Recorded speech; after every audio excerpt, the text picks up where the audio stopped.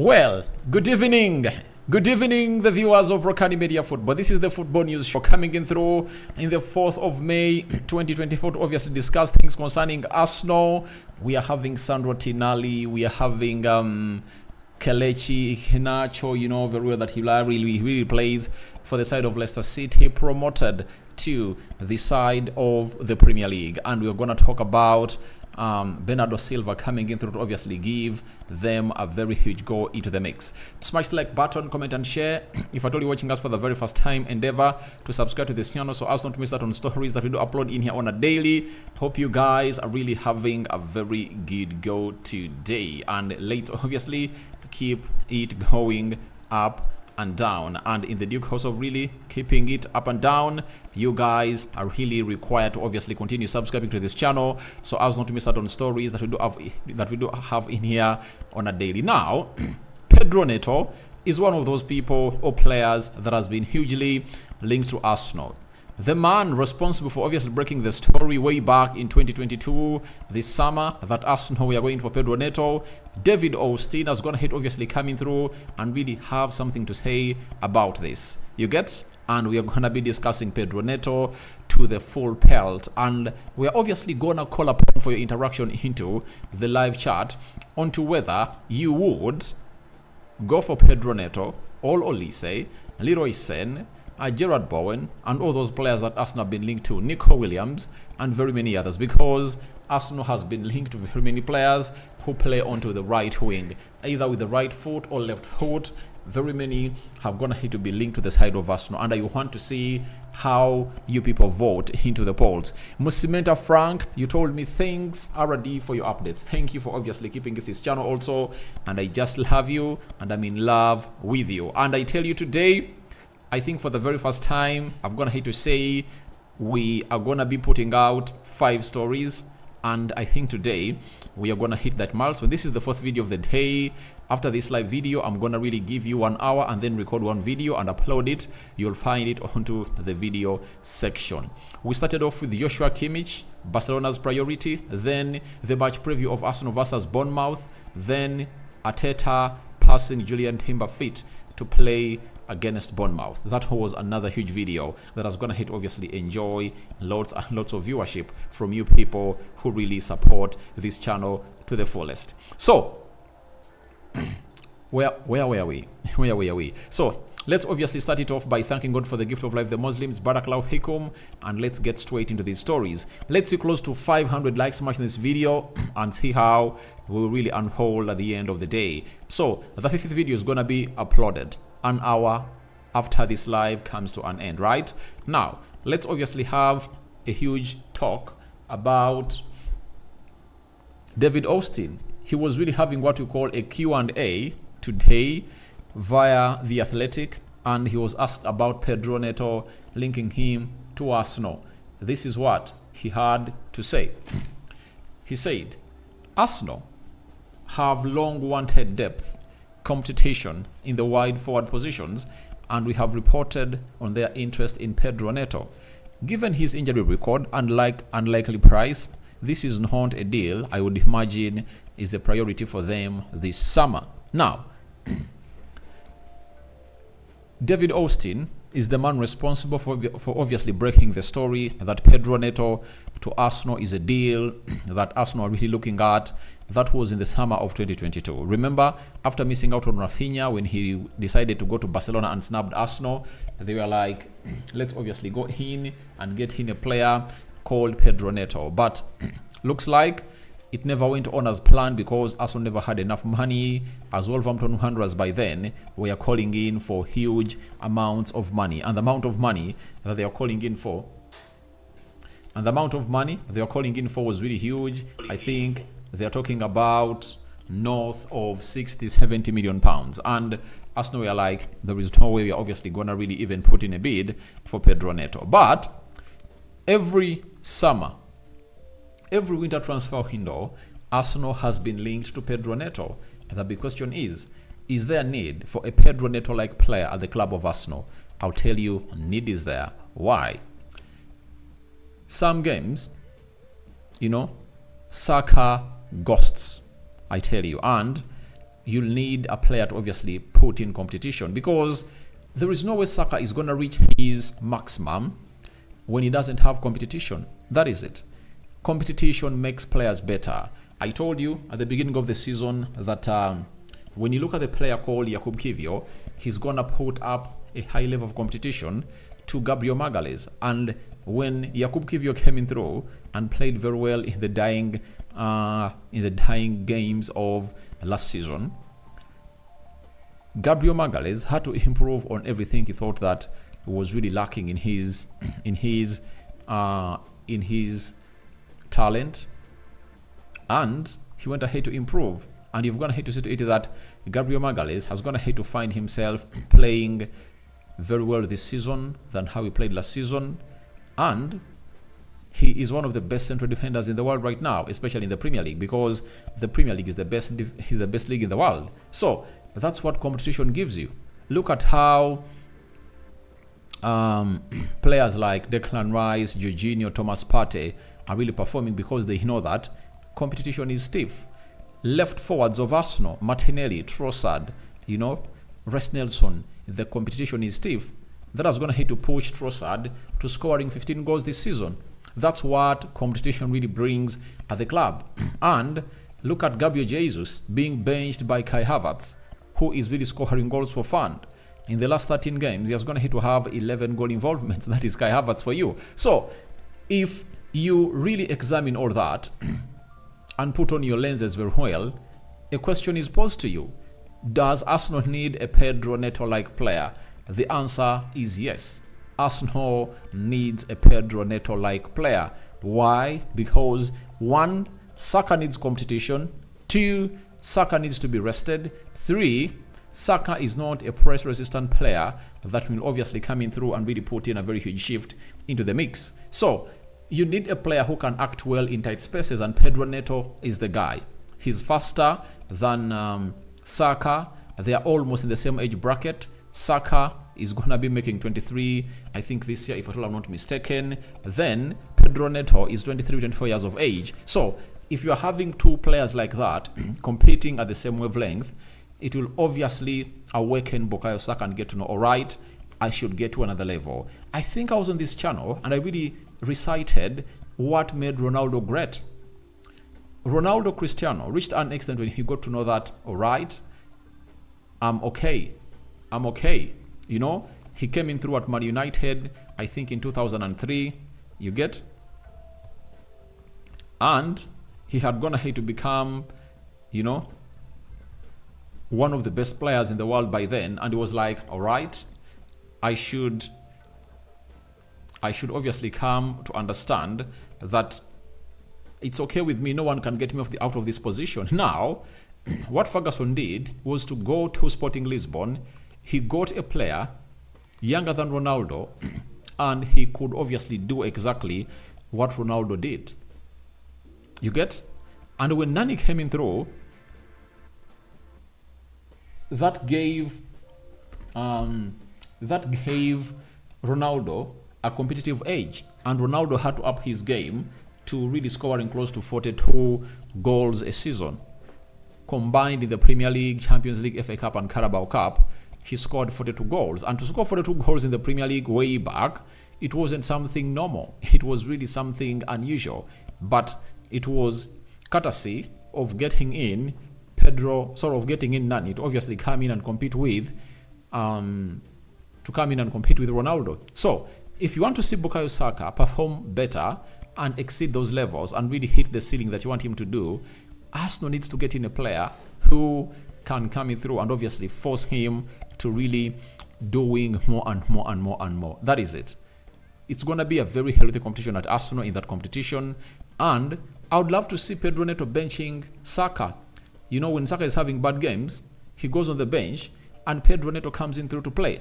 You've got to hit to see to it that Trossard has been very integral into this season of Arsenal because of what he has gone ahead to do. You can all agree with me that this guy has been integral into the season of Arsenal because of how all the left forwards have been down. Martinelli has been down. Reece Nelson has been down. Though he has gone ahead to play very, very, very, very, very, very few games. But he has gone ahead to deliver. Imagine if at all Arsenal had another Trossard-like player on the right. All those games that Saka went ahead to ghost, when this player can come off the bench or sometimes start and really take the game to the next level. And that's what Pedro Neto is for you. To show you how good Pedro Neto is, I tell you, he has gone ahead to miss out on games this season, but there is an age that he brings in through at the club of Arsenal. He brings in what we call assists. As I've always told you that this season, Saka has 9 assists in the Premier League and 15 goals. Pedro Neto has 2 goals and 9 assists. Now, if you can get those assists from Saka and add on those from Neto, I tell you, Arsenal is a juggernaut. Because imagine having Pedro Neto coming on in the last 20 minutes of the game when Arsenal is playing Bayern Munich at Emirates and at Allianz Arena.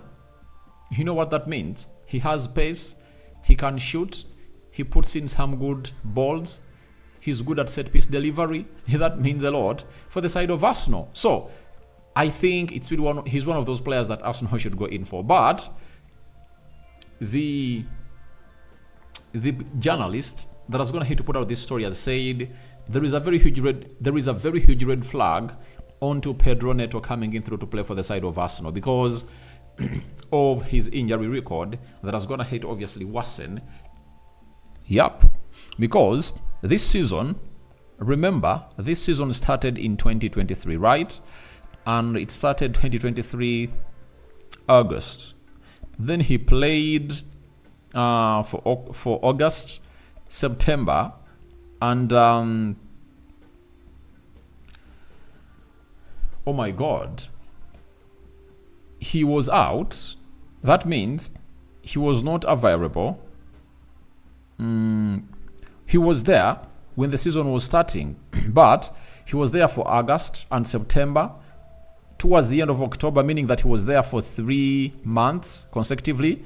He went ahead to get what we call a hamstring injury that kept him out for 58 days and missed out onto 9.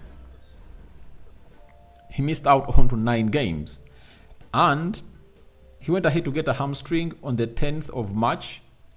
And Pedro Neto has gone ahead to miss out onto 11 games. He was out for 71 days. Those are 2 months and 10 days. You know? So, he's going to be out until 20th March. Now, if you're an Arsenal fan and an Arsenal physio, I think however much this is going to be presented as a red flag, it cannot really prevent Arsenal from really getting in this player because they are not getting in a player to be a regular. You get?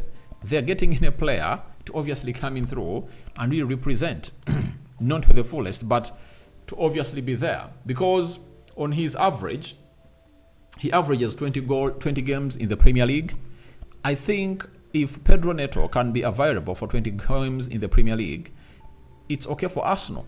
He can really put in that shift. If he can come in through and obviously get Arsenal 10 goals and 10 assists in those 20 games where he's going to be available, I think he will serve a better purpose. So, things concerning injuries are really very tricky. A question has to be raised that, why is it that in his debut season of 2019-2020, he played 29 games, right? Then, his second season in the Premier League, he played 31 games. That means maybe the physio side of Wolverhampton Wanderers is not into the right position to see to it that they really give this guy what he deserves in as far as treatment is concerned. And we've gone ahead to see to it that Arsenal has one of the best doctors, and they've gone ahead to prove it on very many other players, to an extent that even when they lost their head of the science department, sports science department at Arsenal, and went to Man United, Arsenal never went ahead to get very many injuries. But Manchester United has had close to 50 sets of injuries this season when this guy crossed that side, meaning that Arsenal's medical side is really good, and when the doctors really look at the player and really assess him very well and look like they can overcome the hamstring injury, then they'll obviously get him in. When you look at his previous injuries,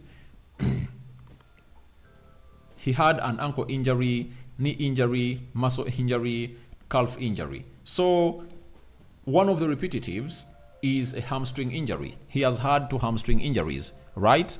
1 ankle injury, 1 knee injury, meaning that this can be found a solution for. However much it's a red flag, but I think it can be found a solution for. But to really look up to who is really being looked at, obviously coming through, and obviously, you know, coming through and play and compete with Saka, who should Arsenal, let me put it in this, who should Arsenal sign as a Saka competitor, right? Let's see. Pedro Neto, right? Pedro Neto. I want to put this poll over to you and I see what your thoughts are. Then we have Olise. Oh shit. We have Olise, right? Then we have Bowen. Then there is Leroy Sané, right? And oh, the options are over. Let's put here, let's get off Bowen, Nico Williams, because he has been linked to Arsenal by credible journalists, so you can't really fail putting him up. So guys, I've gone ahead to put the poll there. Now it's your turn to obviously talk to me about who should Arsenal sign as a Saka competitor onto the right side of the attacking midfield. Should they go Pedro Neto? Should they go Olise? Should they go Leroy Sen? Or they should go Nico Williams? That is it. So Michael Etadu, we can get someone within the same pretty much better than Neto considering his injury life of late. But I think he is that kind of player that can be really treated and obviously managed better. You know, I think at Wolverhampton Wanderers, their physio side might be having problems with really perfecting and obviously getting him better. But Arsenal has been linked to Olise, very good player and perfect. But the competition for Olise is huge. There is Man United, there is Liverpool, there is Man City, and now there is Arsenal. You know, 4 teams are showing interest in Olise, and his buyout clause is between 60 to 65 million pounds for Olise. So it's really gonna be a heated up affair for that side of Arsenal. Solomon Boulime, I think Williams is better option. All right. And tomorrow I'm preparing that story of Nico Williams because I think it's really gonna hit and break the internet. I have a lot to offer for it, and you guys will be here to do that. So guys, continue to vote on who do you think should come in through to be played as, who should be signed as a right forward to obviously compete with Bukayo Saka, because Arsenal badly needs a player like him in at that side. So let's wait and see how that happens. But David Austin is saying Arsenal won't make him a priority to obviously bring him in, meaning that Arsenal might be looking elsewhere. That is it. But I think for me, he's a good player. He's a good player, and you don't need to have him fit throughout. You just need him to obviously come in through and really play for you like 30 games a season. And I think he can average those games a season, because at Wolves he's averaging 20 a season. But remember, he plays full 90 minutes. Now, if he comes in through at Arsenal, I don't think that he's gonna be playing full 90 minutes. You get some games he will, like in the Carabao Cup, FA Cup, and in the Premier League, he might start some games and then come off. All else coming through and really play some 30 minutes or 20 in the dying minutes. But he has some huge energy. He runs well and puts in a very good shift that is really required into the game. Now, let's cross and obviously go to the side of Newcastle. And it's all about Sandro Tonali. You all know that Sandro Tonali has missed out on the vast majority of the season because of what happened to him. And you know what happened? It was all about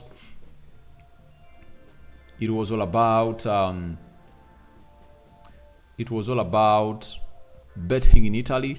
He was banned for 10 months. And surprisingly, there was a complaint that even the Premier League teams have gone ahead, obviously, that there was a certain case that was concerning betting in the Premier League, and it was like he was going to be banned for some 6 months, and everyone was like, oh, what is really going to happen for this guy? And finally, a solution has gone ahead to be found. It's all about Fabrizio Romano confirming to us that Sandro Tonali has been given a suspended 2-month ban for competitive football by an independent regulatory commission after self-declaring breaches of the FA betting rules. He has also been fined £20,000 and warned by FA as to his future conduct. The banning period is fully suspended for the duration of 2024-2025 season, meaning he'll be available to return to competitive football upon the conclusion of the existing 10-month ban imposed by Italian Federation. So, looks like he's gonna be back. So, 2024-2025, he'll be available to return to competitive football upon the conclusion of an existing 10-month. So, after the 10-month ban that obviously was put on him or imposed on him by the Italian Football Federation on 27th October 2023, that means he'll return. He'll return after 10 months. Now 27th November, 1 month, 27th December, those are 2 months, and then add on 8 August. So that means he might return at the beginning of September this year. And the Premier League would have already gone ahead to start because it's really going to start, I think, in the second or third week of August this year. So we wait and see how that pans out. But all in all, it's really something important to note that a lot is really going to be put out to we the people who really know what exactly to do into this field. So for Sandro Tonali, how far has Newcastle gone ahead to miss him? I tell you, a lot. When you look at how Newcastle started their season with Tonali, Newcastle was really on fire. Let me read to you the games they opened up, and they're having Sandro Tonali. And ever since they lost Sandro Tonali, I tell you, it hasn't been the same. It hasn't been the same. And it really saw them fail to qualify for the Champions League. You know that very well. And they even found themselves in a position of really not getting to where they deserve to be. In their first game, they beat Aston Villa by 5-1. Tonali was available. They lost to Man City 1-0, lost to Liverpool 2-1, lost to Brighton 3-1, and they went ahead, obviously. But in the game of Liverpool, they had a red card, And in the game of Brentford, they beat Brentford 1-0. They drew with AC Milan 0-0. They beat Sheffield by 8-0. They beat Man City in the EFL Cup. You understand?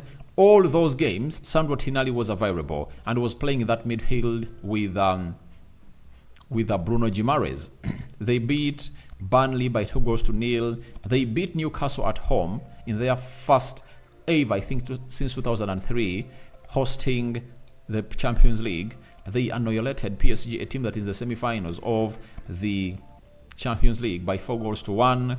That is Newcastle for you. They drew with West Ham, and they beat Crystal Palace by 4-0. They lost to Dortmund away by 1-0. They drew with Wolves 2-2. That's the first game. By the way, this game of Wolverhampton Wanderers, that's the game they first played where they never had a Sandro Tonali. And they drew 2-2. They beat Arsenal, but injuries increased and they went ahead to suffer. So that suffering went ahead to obviously cause a lot of things to them, and it resulted into them not being into their best shape. But it's good to know that he has gone ahead to obviously see him suspended for that, and next season a lot is going to be coming up into action. And when it comes into action, he really get to know exactly what that is all about. So I think Newcastle fans, you have every reason to jubilate about this. Not so? You should jubilate about this because it's what you're praying for, and you're going to hate to really get it, that Sandro Tonali is going to be available next season.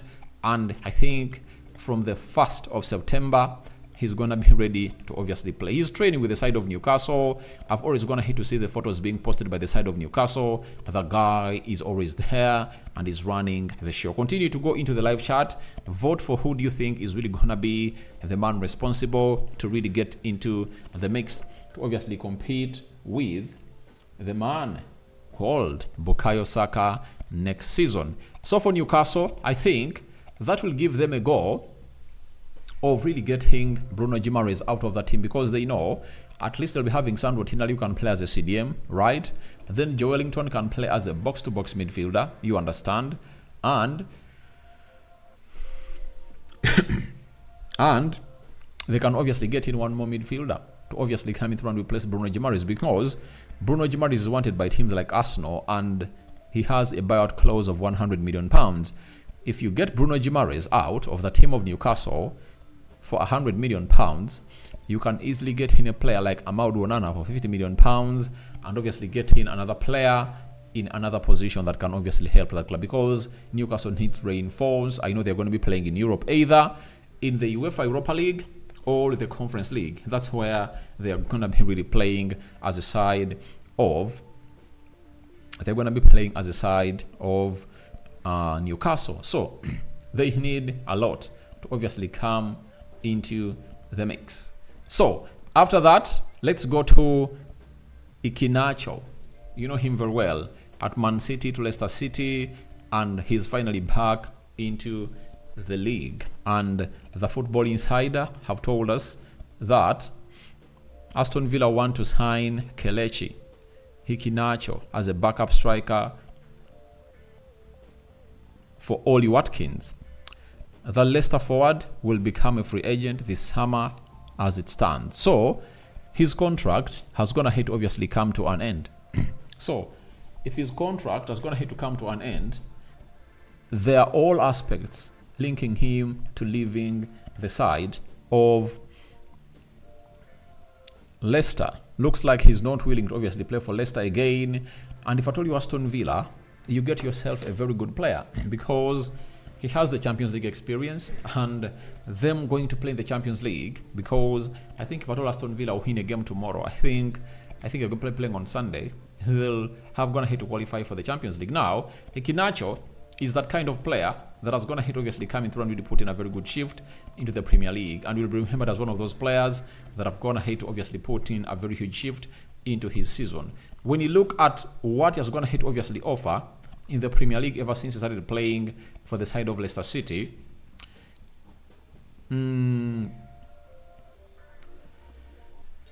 he played there from 2017-2018 up to 2023-2024, right?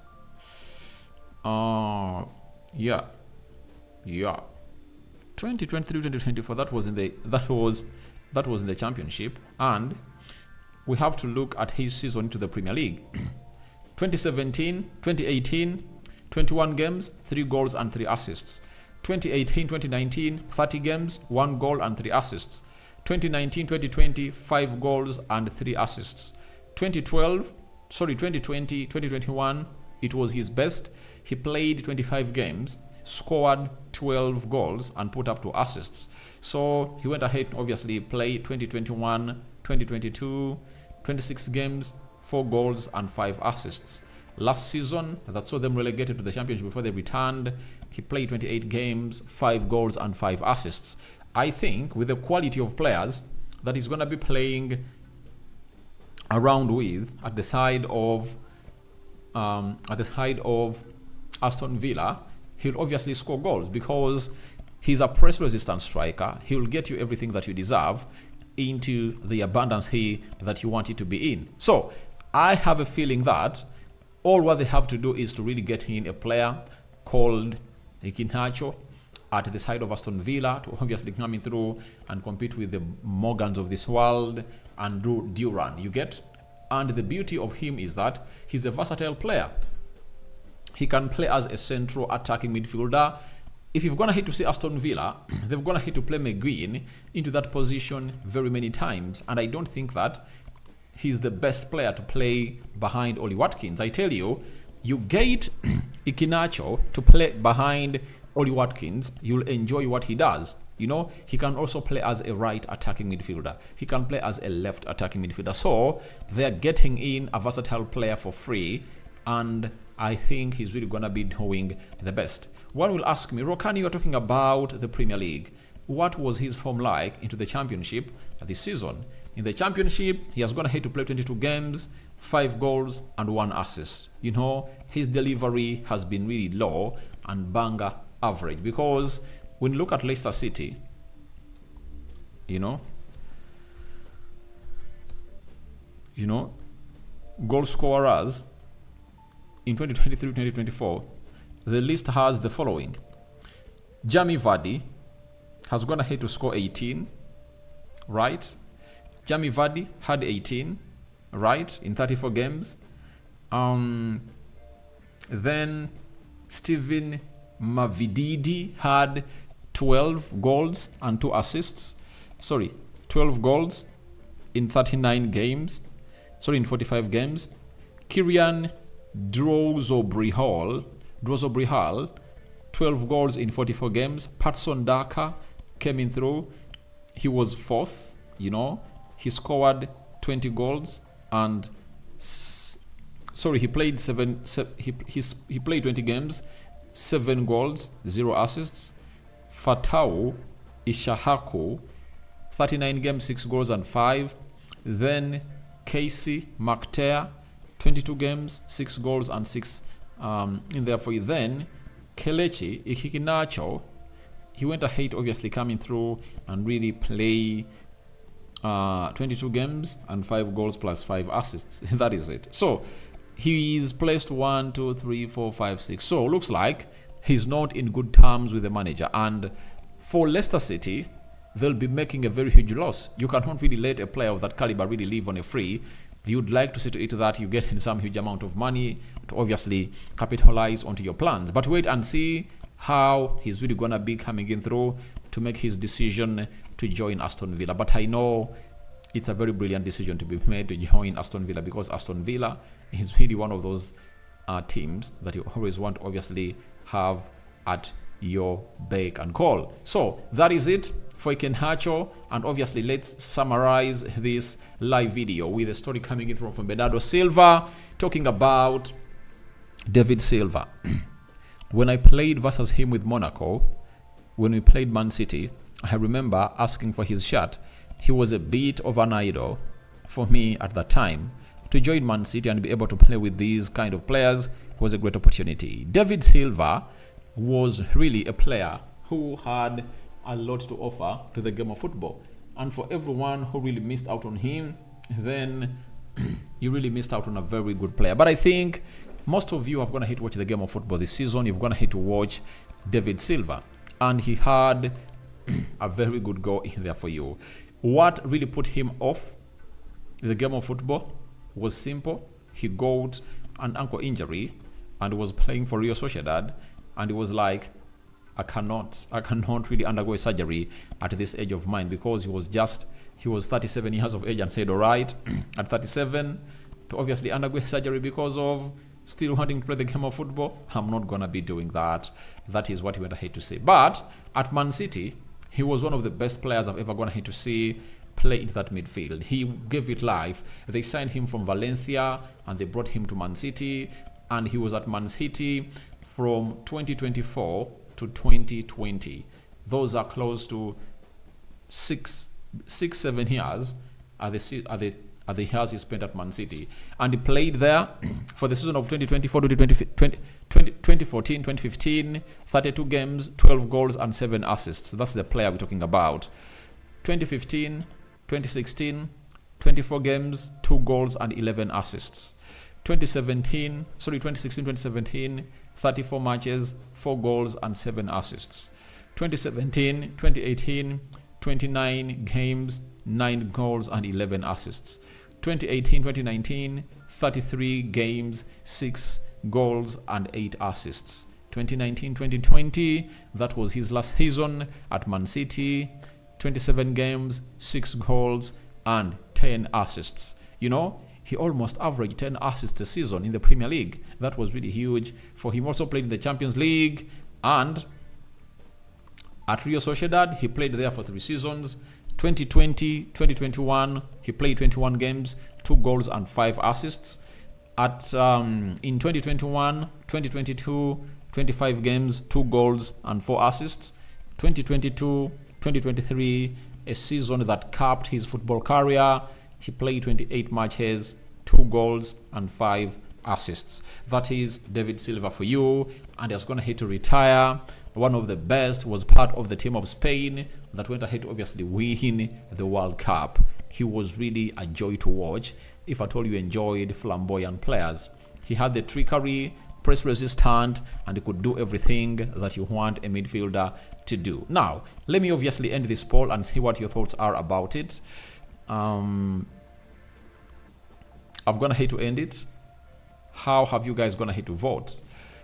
Most of you are calling in for Pedro Neto. 50% of you are saying Arsenal should get in a Pedro Neto. 33% are calling in for a Nico Williams. Olise 16%, and 0 of you have said Leroy Sane, meaning that you people don't want Leroy Sane at the club of Arsenal. Not so? So, Musimenta Frank, thank you for watching in through. Michael Etadu, thank you for watching in through. Solomon Bulime, it has been nice hosting you onto this YouTube channel. And let's obviously call it quits for now. Continue to subscribe because you want to hit 21,000 subscribers before the end of this week. Tomorrow we should hit 21,000 subscribers, guys. So because you're left with like 60 subscribers to hit that milestone, and let's obviously hit that milestone and obviously head into another milestone. May the living to God bless you abundantly. Rokan David is my name. It has been nice talking to you. What do you think about Pedro Neto to Arsenal red flag? Do you think the reasons David Austin has gone ahead to give are very sounding to stop this player from playing for the side of Arsenal? I can't wait for your reactions into the comment section below. Good night, the Muslims. Barak Lau Fikum, and may Allah protect you abundantly. To the Christians, we cover you all in the precious blood of Jesus Christ. And Lord God, do the needful. We out.